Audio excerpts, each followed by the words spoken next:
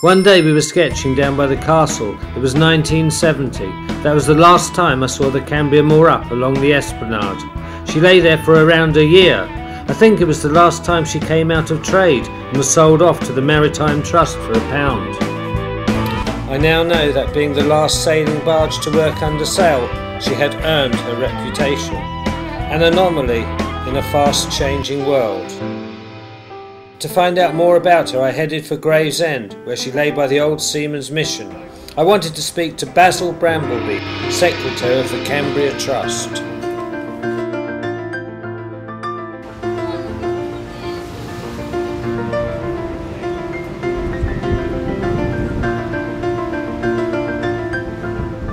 We are using her as a sail training ship, and we are currently at Gravesend connecting up with the local schools, the idea being that the children can come on board and use the on-board classroom, which will be set out describing life on the river, barges, cargoes, anything to do with the river, including environmental issues.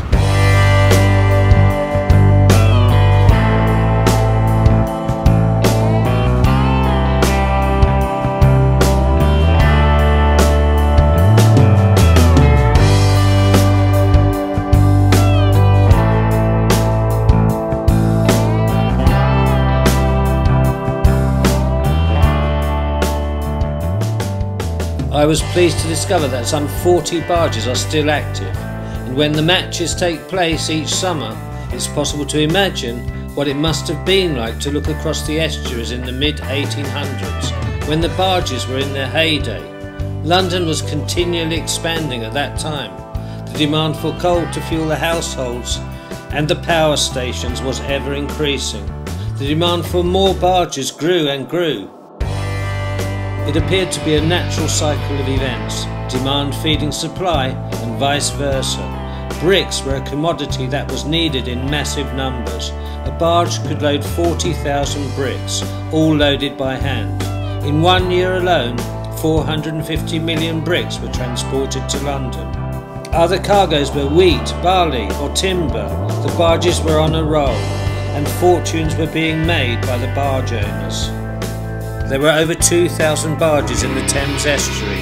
They went wherever cargo could be had and took it wherever it was needed, upriver to the breweries and farms, or to the continent with coal. With their sprit rig, they could be handled by a man and a boy, and the running costs were mostly maintenance, as nature supplied the fuel for free with the winds and the tides. I'd managed to track down 2 of the sailing barges I'd seen on the Medway all those years ago when I was a student, the Westmorland and the Cambria. What a contrast between the two. The Westmorland in suspended animation, awaiting a rebirth, and the Cambria in glorious flight, with her sails filled with the fresh sea breezes of our coastline once again.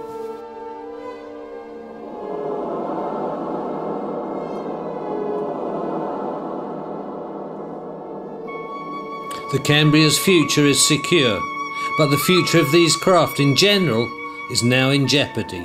Evolved over centuries through continual improvement by experienced working sailormen to a state of ergonomic perfection, they are slowly becoming tourist attractions, kept alive by enthusiasts. A zero carbon footprint from a vessel that can carry 150 tons with ease is something that any astute environmentalist, or for that matter, economist, would find hard to ignore. Perhaps the tide has turned. Is now the right time for the return of the trading sailing barge?